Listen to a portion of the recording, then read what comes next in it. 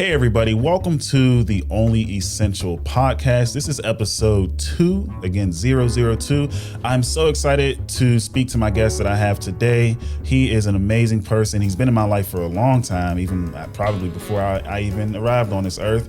And the cool thing is that he's involved in HVAC systems as well as electrical work. And if I'm being honest, he probably has a lot more skills that we'll learn about. So, Mr. Oliver, how are you doing today? Very good. Very good. I'm glad to be here. Thank you for inviting me. Wonderful, wonderful, wonderful. I appreciate you coming on to the show. As I said before, I've known you for my entire life before I was even conscious that I was alive, right? And so with that being said, can you tell, I know a decent amount about you from, growing up around you, but can you tell me more of, who you are and what you do? Well, I'll just start off with I'm a graduate from the University of Pittsburgh, graduated in 1988, started a professional career in the insurance industry where I met your father those many years ago. We were both claim representatives in the insurance industry. We bumped into each other, jumping around from different companies to different companies. We worked with each other at two different companies. Essentially, we settled bodily injury claims. I specifically worked in the chemical manufacturing and construction industries, settling general liability, bodily injury claims in those fields, managing defense counsel and investigations in 5 different states. Now, how did I come to get into HVAC? It's a very, very long. It's a long story. Okay. Well, we have time. We have time, so please share. The people want to hear. Okay. Well, when I graduated in '88, that was just prior to the stock market crash of '87. Wow. Okay. So when I got out of college, the employment market and the opportunities were really, really bad, and it was as if the corporate was able to get you for very cheap because there just weren't a whole lot of jobs to be had at that time. Gotcha. I was able to land my first job at Aetna Life and Casualty, making somewhere around $14,900 a year, which really and truthfully was a big and heavy blow because I was making more than that when I was in high school. Wow. Unloading trucks for UPS. But, I was determined to make my education work for me, and was willing to start at the ground floor and, just work my way up. And I thought, that, this was an industry that gave me a chance, and that I was just going to, just make the opportunity work for me. However, corporate America needed to make profit. And one of the ways that they saw that they were able to make profit back in the late 80s, early 90s was through what they called downsizing, which meant that they were just doing the same amount of work with less people. So in effect, they were just laying off the people that were, that had gotten there. they would tell you, we don't know who we're going to be letting go. All that we can tell you is just work as hard as you can, and that's the best way to avoid being let go. So to make a long story short, it was a situation where you didn't know day to day if you were going to have a job, if you were going to be on the chopping block, if the carpet was going to be pulled out from under you, and your whole family situation would be turned upside down. Yes, oh, go ahead. No, go ahead. I'm listening. I was just going to say that's a major obstacle, and that's at the beginning of your career, right?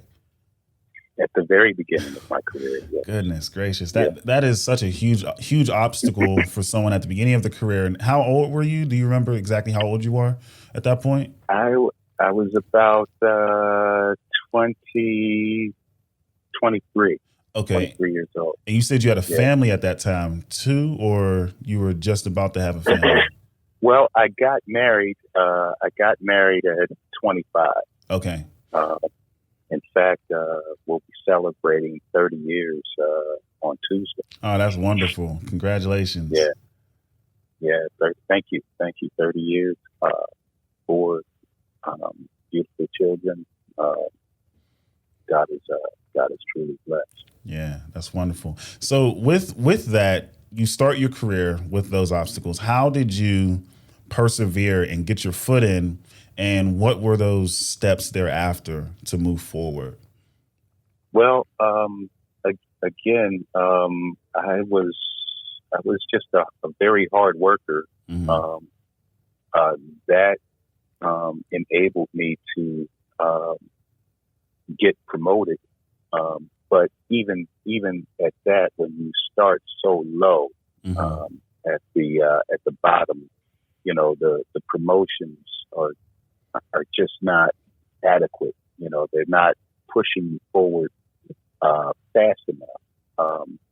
My work around that was to just jump to another company, doing the same thing. So by jumping to another company, I was able to increase my salary on average about $15,000. So the first jump I made was about $12,000. And keep in mind my corporate career only lasted about 10 years. Mm-hmm. When I made my second jump, I got another $15,000 to another company, and then got a few promotions. So near the end of the 10-year period, I went from a salary of $14,900 to over $50,000 a year. Wow! Plus benefits. Wow! Yeah, and this was back in the 90s, which is a lot back then, right? Yeah. That's a good, healthy, middle class income. Yeah, but I'm saying this, that and I was grateful for it, but it still wasn't enough for me, and the family of 4. Okay. A family of 6, family of 6. I don't want to. I'm just saying the kids, but the family of 6. It wasn't really cutting it. But I had recognized that early on, and my thought process was, I can't sit here and continue to beg for raises. Mm-hmm. God has given me talents, gifts, and abilities, that I should be able to go on the outside of this employment and make the money that I need to make to project my family to where I need to get them. So we started buying real estate. Okay. And our first property was a duplex, and we lived in the second floor and rented out the first floor. Keep in mind that, you know, I never, the ideal of paying a 30-year mortgage never made sense to me. I just never could see paying for something over the course of 30 years. It just, in my mind, you know, if someone's sentenced to life in prison, you know, that sentence is usually about 20 years. Okay. So if you're paying on something for 30 years, that's like a life sentence plus 10 years. That you're working for something that, you know, it just to me it just didn't make sense. So I just wanted to find a way, how do I get around that, you know? So the duplex was the option. You know, I can buy this property, and I want to have the metrics worked out to a point where the unit that I'm renting is paying the mortgage. Thus, I shifted the debt service to someone else, and I'm not paying. Yeah. Okay. So that was critical. And also, we didn't do a 30-year mortgage. We did a 15-year mortgage also. So that was critical, and being able to make the next moves that needed to be made. And we'll continue to discuss those. Yeah, I think what you just said was very important, because yes, you had your start in insurance, and then you're rooted in, you know, corporate America, right? But you also had enough understanding and foresight to go, this isn't going to be sufficient enough for me and my family, as well as any other outside endeavors you may have. And so you took initiative to set yourself up. And I think that's a very important point for us to, you know, for you to bring up and to highlight, because sometimes you have to think beyond a year, 5 years. You have to think 30, 40 years down the road, and also think, well, what are you signing up for that will affect you 20, 30, 40 years down the road and during that time, that duration of time? Like, what stress will it bring, or what obstacles will it bring as well? So I love what you said in terms of thinking about the future, thinking about your family, and setting yourselves up to where you have one less thing to be concerned with, as well as learning a very important skill and having a very important asset in life. This is correct. But I just want to make it very clear that corporate America made it very clear to me that we're not here for you. Yeah. And, coming out in 88, I understood how shaky the ground was, and that it would not, it was nothing that I was going to be able to make a foundation on, period. It was nothing that I wanted to build my life around.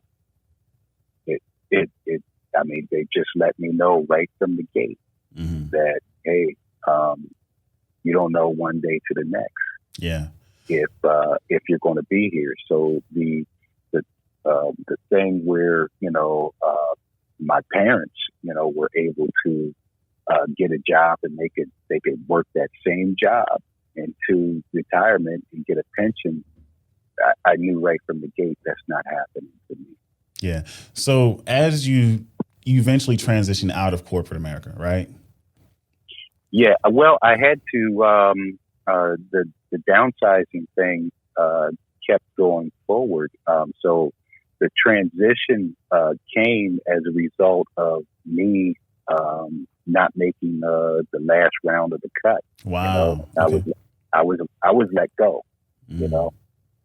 And I was let go, and my wife was pregnant with our third child at the time.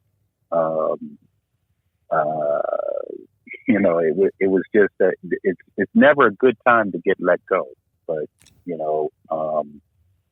it was a real experience, but it was something that I looked forward to, and it was something that I wanted to do anyway, and here was the opportunity. They let me go.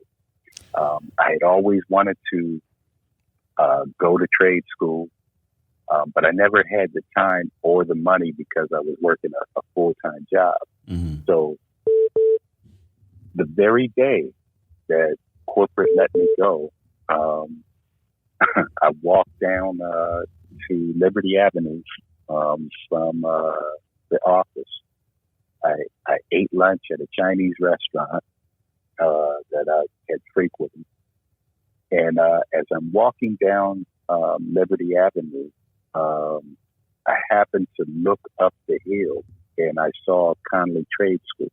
Mm. And that very day, I walked up to Conley Trade School, and I, asked if I could, enroll. And the lady was asking me questions. She said, "Well, did you lose your job?" And I said, "Yeah, I just got terminated today." And she said, "Oliver, I've been doing this for over 25 years, and I've never had anyone come into my office the day they got let go." She said, there's that ambition again. There's that hard work. Yeah. Well, her message was, hey, it usually takes a couple of months for people to, just to get calmed down about this transition. But I've never seen anyone come in here this day and so calm and relaxed as you. And she said this. She said, here's what I want you to do. I want you to go and apply for your unemployment and then come back. Mm-hmm.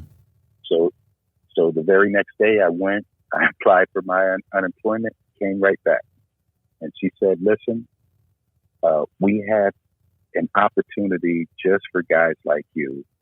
We have a program called the Dislocated Workers Program. And you can come to school for free. So, and we're going to give you a stipend to come. So, literally, with the unemployment and the stipend that they gave me, I was kind of making more money than I was making when I was working. That's a come up. Yeah. Now, yeah, I'm saying that to say this, that when the Lord works something out for you, every base is covered. That you can know it. There's absolutely nothing that hasn't been taken care of. And he took care of everything. So I went to Go ahead. trade school. Go. Yeah, I went. Can you hear me? Yep. I'm sorry. Go ahead. I started trade school, and keep in mind that I have a college degree, Hmm. and I've learned how to learn. Even in my and I want to say this: everything that you do prepares you for what you're going to do. You know, um, and I value my corporate experience because uh, all of the skills that I gained as an investigator, how to think critically and how to investigate all matters of anything, that they put on your desk. Eh, I mean, that job was so ideal, because every file that they put on your desk, every claim that you have to investigate, you literally make yourself an expert in that area. Hmm. Um, so I knew how to make myself an expert at what I wanted to do. Um, I knew the things that I needed to know. So, You know, so, I know how to grab those things. yeah. So how did you? I mean, first of all, it sounds like you took advantage of your opportunity, right? You had the program in place working for you. You had unemployment there, and then you also, in conjunction with the program, you had some sort of stipend. So it sounds like you really took advantage of that opportunity, made the best out of it, and went forward after that, right? So, how did you get down to like really understanding your craft and learning, and then transitioning from the classroom to the workforce in this completely, well, I would assume to be different environment from corporate America? Yes. So here's what happened. I started in the HVAC class, Hmm. and I was able to grab the material a whole lot faster than the guys who were in the class. Many of them were high school graduates, just getting out of high school. Some of them were dislocated. It could have been factory workers or whatever. But I was able to grab the material a whole lot faster. In fact, the instructor allowed me to sit with the second year students because it was a 2-year program. He let me sit with the second year students the first year. So by the end of the first year, I had pretty much completed the HVAC course, but under the program, which was 2 years, I could come back and use that other year. So I came back and got the electrical certification also. So for for the price of one, I got two. That is unbelievable. That is unbelievable. And that is something that I hope everyone can really take from this, which is if there's a program in place, get the most out of it.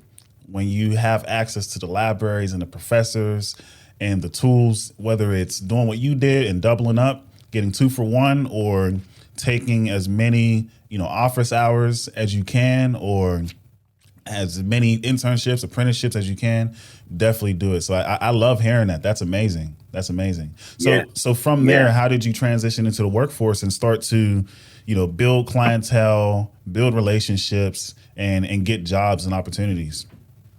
Well, see, here's the thing. Hmm. So at this point, I had a change in my thinking. When I left corporate, I just said to myself, I'm never going to get another piece of paper that I have to take back to someone else and ask them what I can get for this. I love it. Anything that I do is I already know what it's going to be worth and how much I can make with it. It's never going to be a situation where I'm putting my earning into someone else's hands. So with that said, I began to do all the things I ever wanted to do, all the things that I was ever passionate about. And I took the jobs, not for the money, but to get paid to learn what I wanted to know. So I took a job with Miranda Homes because I always wanted to know how to build homes from the ground up. And I took a job with Miranda Homes. It was the greatest adventure I ever had. I loved it. I learned everything. I built townhouses in Cranberry. I worked there for a whole year, and got everything, the foundations, how the wiring, and more than anything, the sequence of operation. That was the real important things. What comes first? What comes second? How you go about doing this? Who do you bring in? How do you schedule? I got all of that. I just had a wonderful time. Worked for them for a year, and then I went to East Liberty Development, worked as a developer, putting together financial packages for construction, overseeing construction projects. I also, before I went to East Liberty Development, though, I worked for a company, Roy Miller, plumbing, electrical, heating and air, because I wanted to make sure that the skills that I had were sharp and that I knew, how to do what I was doing. And this was all before I really launched my own business. I went to work for all the. And what places. Year? How many years would you say this is, and from what year to what year? So I got let go back in let's see, I think that was like 97. Okay. Yeah, I think my daughter. Yeah, somewhere around there. And then I worked for Miranda Homes, 98 to 99. Okay. And then I worked for Roy Miller right after that it was more like 8 months or so. And then after that, I worked for East Liberty Development. Gotcha. And then while you were working for these companies, were you also doing work on the side so that you had building? So you were building experience of, how to work on your own and how to, be the, captain of your own domain in a way. Yeah, but keep in mind that, we still had the rental property. I bought another duplex, and then we bought a single family house that I paid cash for that we still live in today. So there were opportunities to use my skills on my own properties, and I recommend that to anyone, to sharpen your skills on projects that you own, before you even take them out to market. That's been one of the things that I always do. I just make sure, before I do any job that I haven't done, I make sure that I've done it on one of my own. Yes. Yeah. I love hearing that. I really want to know, at what point did you decide to leave all businesses behind and work full time on your own? That was after I completed, my own personal course of of study of internships that I've developed for myself. Okay. And it, again, while you're learning and while you're working for someone, you're really not making the money that you really need to project the family. So it became a matter of necessity and a matter of hey, I'm ready to make some real money here. So I started my own electrical Allen Electrical Heating and Air company, and just started. I got my first job actually came from one of the contractors that was working with East Liberty Development, and he gave me the electrical job at the Bell Atlantic building. Actually, I did the heating and air and the electrical at the Bell Atlantic building when we first started renovating, and that was my first job, and and to make the kind of money, to see $4,000 a week, paying was like, wow. I'm saying wow myself. I really, I'm glad you said that, and I'm also glad you're comfortable with sharing some of your earnings. Obviously, we don't need to go too deep into it, but one thing I really want people to be aware of is the not just the wonderful career you can have and the stability if you work hard enough, but the fact that you can earn a very healthy living in these fields. So thank you for sharing some of those things and being so open with that, because you don't have to be. But I think that's a big point to be made, which is you can make a great living doing this and support yourself and your family. So thank you. Yeah. Because oftentimes people, and I was this way too. And was one of the reasons I went to college. Is like, I just didn't know that, getting dirty paid so much money. I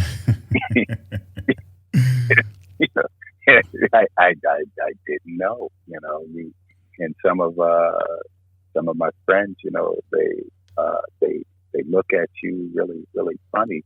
But it's interesting too. I need to mention this. I read a book by many years ago by Kawanza Kunjuku called Black Economics, and in that book, Mr. Kunjuku makes the comparison to the fruit stand operator that is making cash sales of $2.50, and he has tomato juice on his apron, and the guy with the Brooks Brothers suit and the briefcase comes by, and he looks at the guy, that's making these little $2.50 transactions, and the guy in the Brooks Brothers suit, he's making $40,000 a year, but what he doesn't realize is the gentleman at the fruit stand that made $2.50 transaction over the course of the year made $250,000. Whereas you're going to work dressed up and you're begging for a raise. So appearance can be deceiving, especially in the Black community.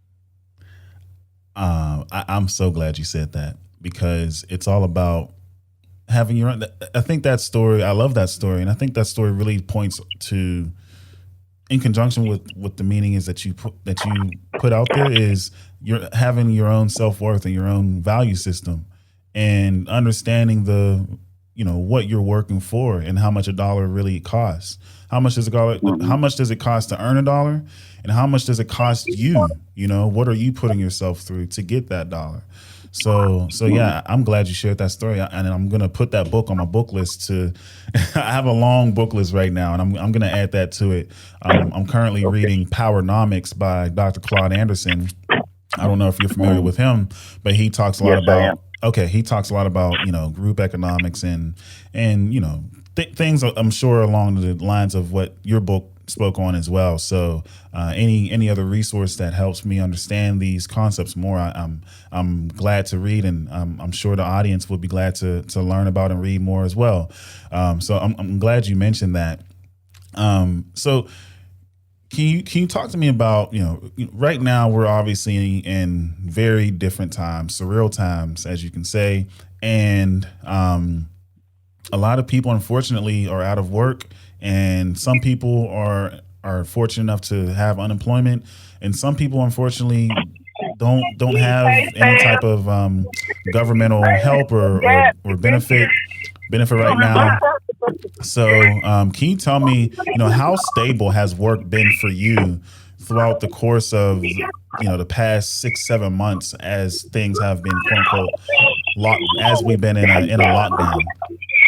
Oh, and I'm sorry, I'm hearing a lot of background noise. Are you in a? Yeah, I'm walking away from some. I had to get out of the car. Okay. But hold on one second. Oh yeah. Take your time. Take your time. But that's interesting that you said that, because I mean, we're in the midst of a pandemic and a heat wave. And I have to tell you the truth. I've never been this busy in all of my life. I got more business than I can handle at this time. You have people that now are working from home, and whereas they used to go to the office and use the commercial air conditioning equipment, which is always good. AC, office AC is always the pure top of the line. Yeah, there it is.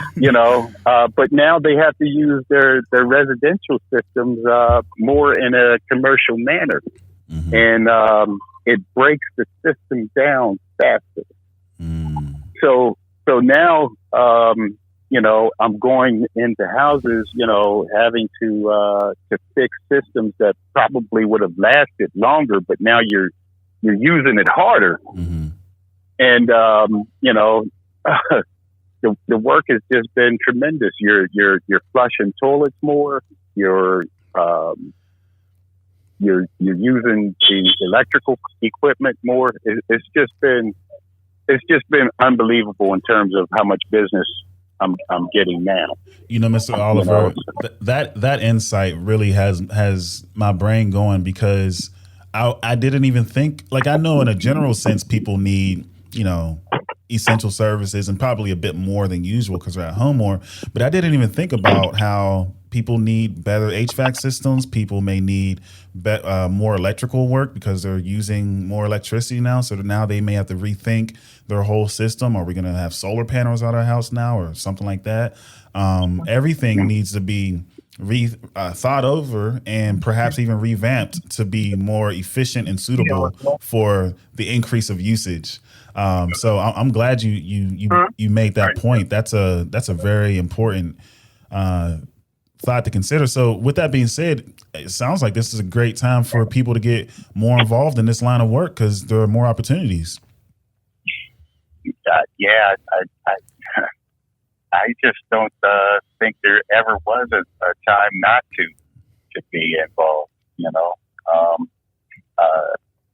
I'm happy for the route that I went, because again, like I said, every experience you need, and it makes you who you are. So college was a great experience for me. Corporate America, great experience for me. It all has given me more insight into what I'm doing now and where I want to go. Mm-hmm. So, yeah, there's no waste. That's, and I'm like I said, I'm just thankful for the experience that I've had.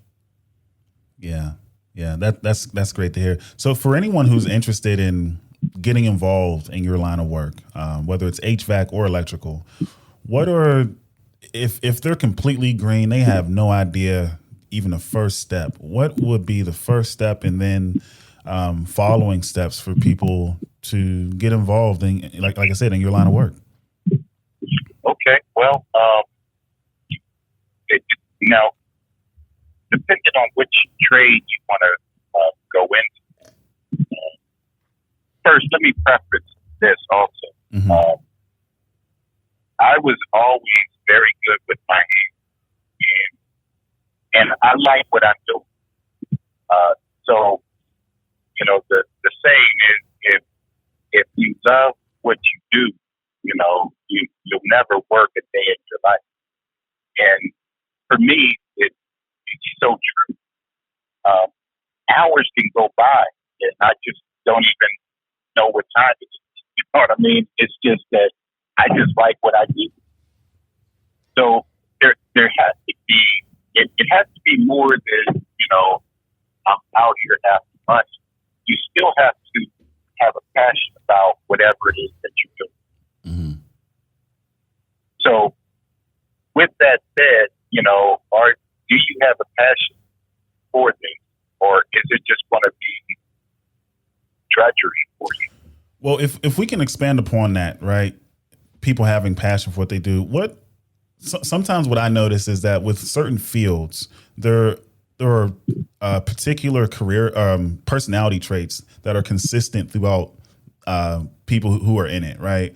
For instance, people who are, I'm a photographer, videographer, and people like me are typically curious. They use curiosity and wonder a lot. Very observant people, right? Very you practice patience a lot.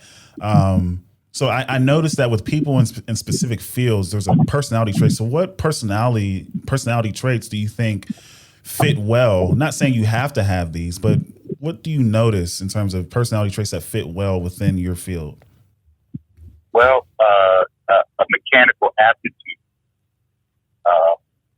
number one.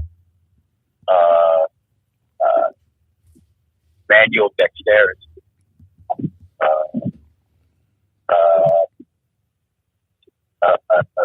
An ability to think in innovative ways to solve problems. Mm-hmm. And basically it comes down to that, because a lot of times, especially when you're doing repair work, you have to be able to say, okay, well, how can I make this work? and you come up with, different solutions. And then, I don't know, you have to have some ability to visualize problems. Someone can explain something to you, and then, in your mind, you can actually see it. And then you're solving the problem already in your mind, even before you got to the job. These are some of the things that would help you. Wonderful. And to get back to the previous question, how does someone get into the field? Is it a matter of, maybe you're a young kid and you're a teenager and you have an uncle or an aunt or parent who's in the field, and you start by just fixing little things, and then in terms of pursuing it on a professional level, what schools do you recommend, or what programs do you know of and recommend people look into? Yeah. So, what I was about to tell you is, so depending on which trade that you want to go into, mm-hmm. and what I say, there are the big three. So, the big three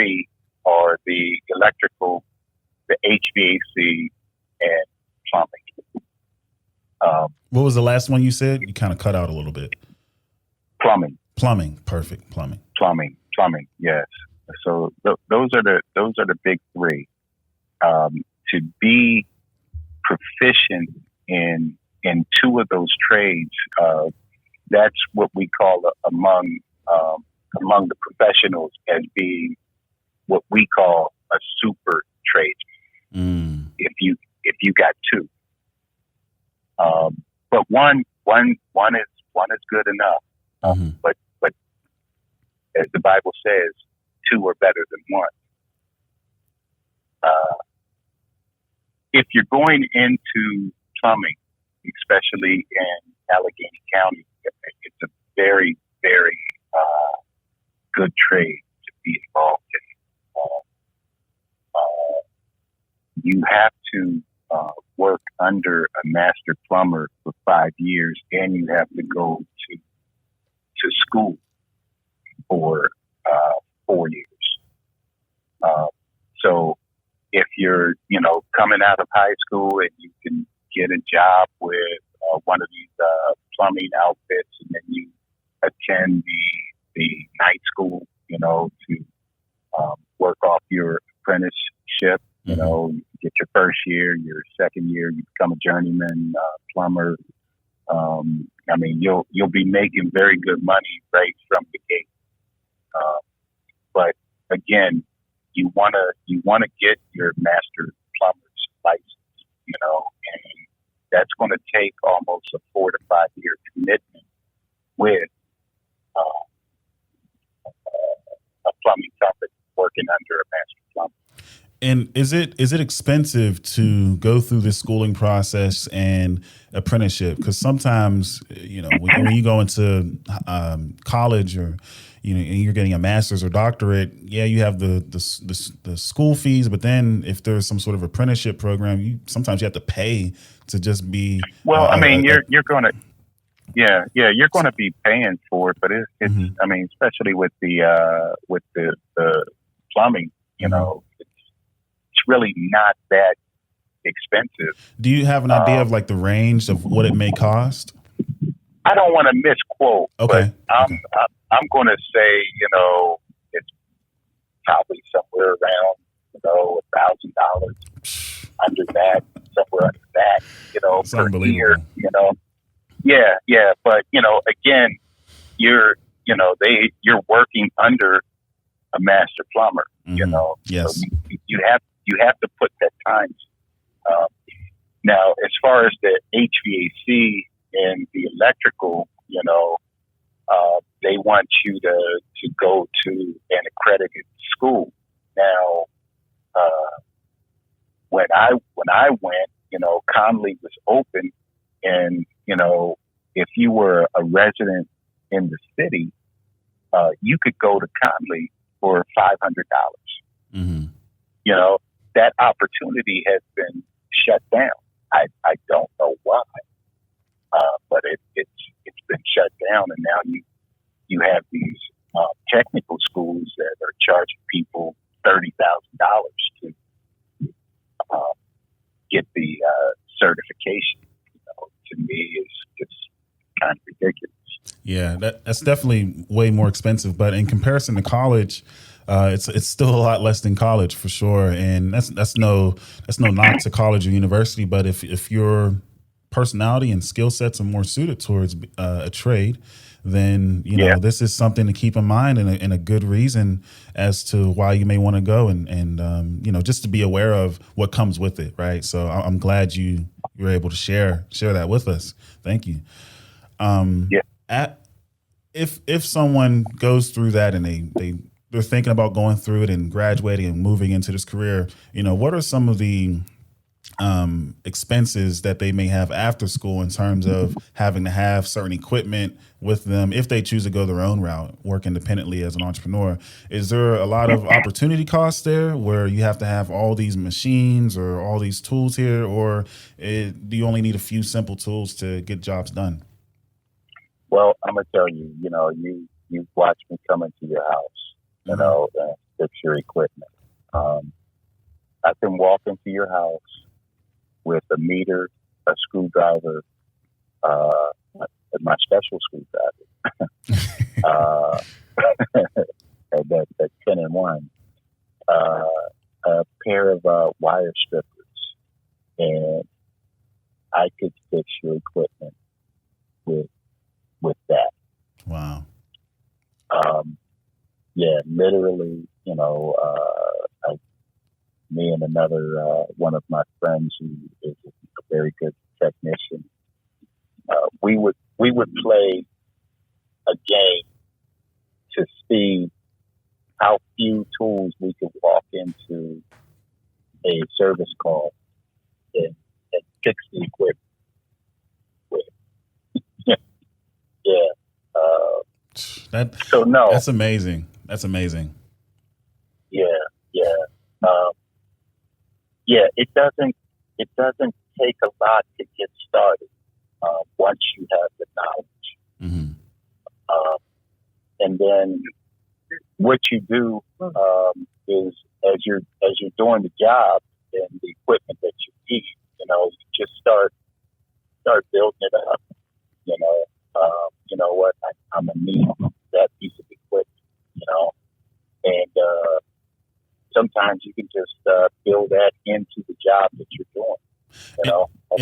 And if you don't have the equipment, are there businesses that you can rent the equipment from? Oh yeah, you can rent. Yeah, you can definitely rent. But again, for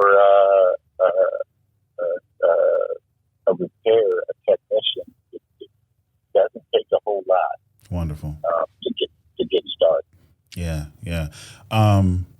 Man, I love everything you're saying. My mind is blown.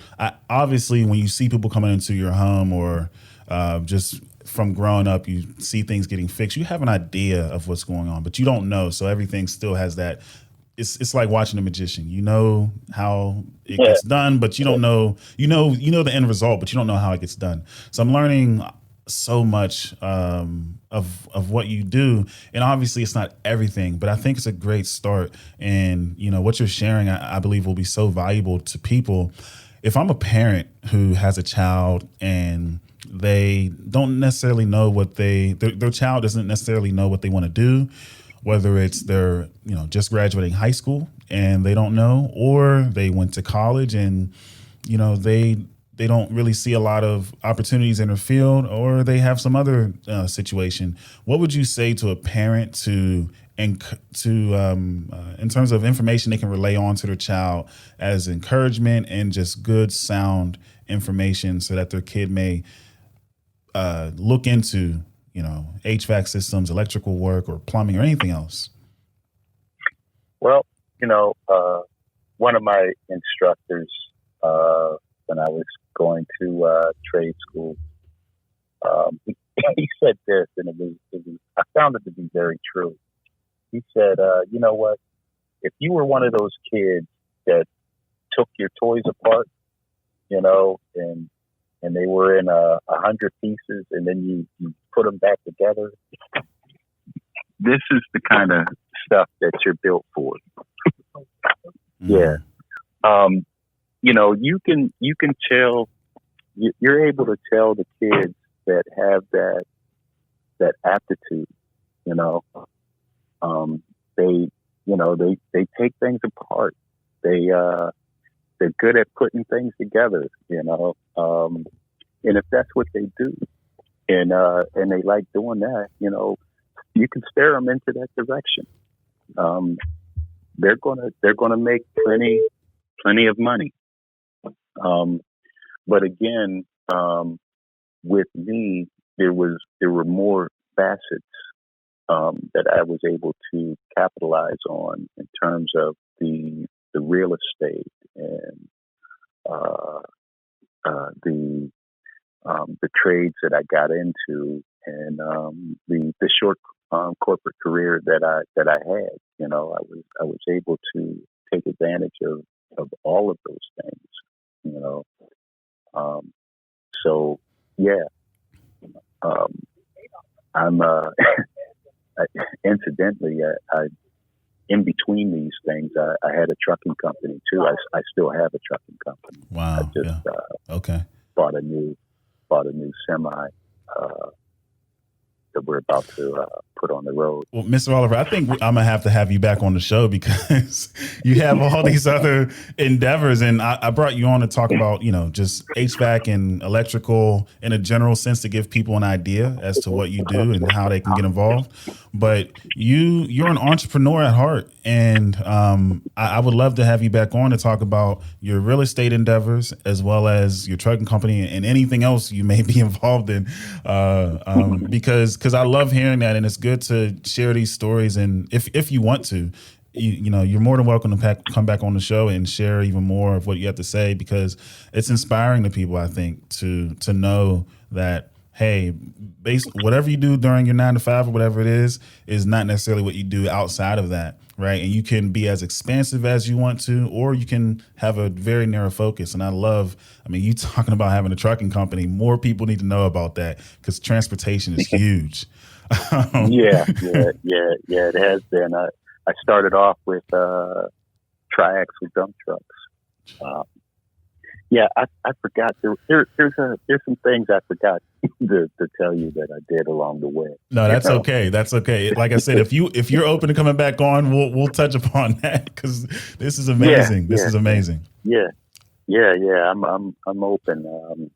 It's really my pleasure, man. And any way that I can give advice or help someone else, I'd love to. Wonderful. So how do you ever think about how you can future-proof your job? And what I mean by that is, I'm sure electrical work, well, I don't know. Is it different than what it was before in the sense of now you have more solar energy coming into the mix, and there may be other types of technology that you have to learn about, like how that system works. So do you think about, hey, what do I need to do to make sure in 5-10 years I'm still able to participate in the market and provide my services to people? Well, with regard to the new systems coming out, like the mini split systems for the HVACs are very popular now. The suppliers have free classes that they offer for you to come and take and get knowledge and skill on how to install. And so you have to continue to learn with regard to the electrical in terms of bringing 120 to equipment. That's just going to be the same as it's always been. Now if you're dealing with the equipment, say computers or whatever, you know what I mean? Mm-hmm. That can change overnight, but the power supply that you need, that's pretty much going to be what it's going to be. You're still going to need me to come in and get that 120 over to the equipment. So you're going to need me to run the wire. You're going to need me to tap the meter. That's going to still be there no matter what. How do you find out about classes, and how do you enroll in these classes? Are they online, in person? How does that work? Well, they just before COVID, when you walked into the supplier to buy the equipment, you would see postings, in May we're having a class on blah, blah, blah, mm-hmm. Sign up, and so, you would just, go in and sign up, and get yourself educated on those things. So, wonderful. It's always out there. And for the most part, the supplier who wants to sell you equipment wants you to know how to install it because he wants you to buy it. Mm-hmm. So he's giving you these classes for free. When when you're out in the field and you're working, do you ever have people alongside you, as in, do you have employees that work under you, or do you contract people from time to time to work with you? I've done both. Mm-hmm. In fact, most of the guys who worked under me, started their own businesses. You know what I mean? Some people say, "Man, you trained them too good," But I'm proud of the fact that I can train someone well enough to be in business and support their own family. I think that's been more a source of pride than anything else. Yeah. So how does that work? Do you have like a non-compete clause, or just an informal agreement? Like, hey, understand this is my region, and obviously do what you need to do, but try not to take from my clients. Like, how does that work? Well, here's what I'm saying to you. And I'm not a jealous guy. Yeah. And I'm saying there's enough work out here for everybody. Wonderful. And if you come out here and you do the job, you don't have to advertise. Your phone is going to ring. It's going to ring. You don't have to worry about that, but you have to go in and you have to do a job like every job you're doing for you at your house. And if you work like that with that work ethic, and you want to make sure that everything is right on that job, business will always come to you. Wow, man. Well, Mr. Oliver, you said so many great things. I can't wait to listen back to this episode. Goodness gracious. I'm forever grateful for you coming on to the show. And I'm glad you said you're open to coming back, and we'll get you back. I definitely want to interview some other people, but I definitely want to have you back onto the show. Before we close out, is there anything else you would like to say or add that I did not ask and you think is important for people to know? I don't really, I think you've asked everything.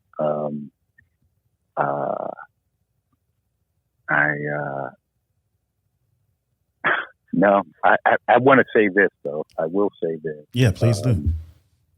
I give all of the credit to God.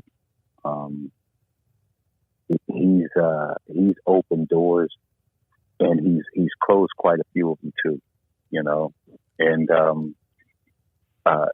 don't be disappointed by the doors that are closed to you. Always look for the ones, that he's going to open up. Because sometimes you get confused by the choices, well, which way am I going to? And I'm just going to say this.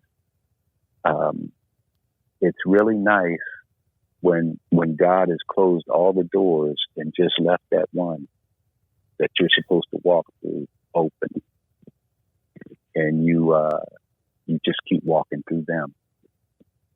And believe me when I tell you, everything is worked out. Yes, sir. Yes, sir.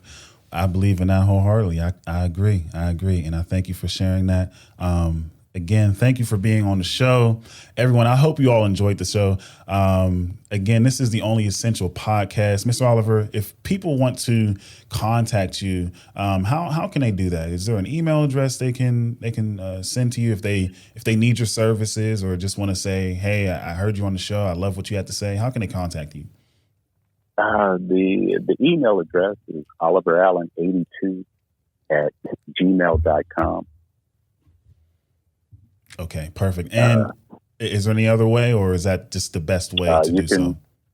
That probably would be the best way. Yeah. You can also I would give you a phone number, but man, No, we won't do that. We won't do that. Email's fine. No, no, we definitely don't want to do that. You might get but some spam calls. Who knows what I have? it's already blowing up. Yeah. Exactly. If they email you and they're serious, then you can choose to send your phone number at that point. Yeah. We definitely don't want to just put Yeah. out your phone number. But I appreciate you giving your email address, and people definitely make sure you contact Mr. Oliver for any HVAC need, for electrical needs. And Mr. Oliver, I know you have other trades that you're skilled in as well. So if you have a question and you have something that you need help with, contact Mr. Oliver and see if he can do it. And also, I'm sure if you don't have the time or the means to do so, I'm sure you would pass forward someone else who can do it. So definitely do that. Again, everyone, this is the Only Essential Podcast. I'd like to thank you all for listening. Hope you all enjoyed the show. Continue to remember to go out there and support Black people, not just support, but do business with Black people who have their own essential businesses, services, and or products. And until next time, I'll talk to you later. See ya.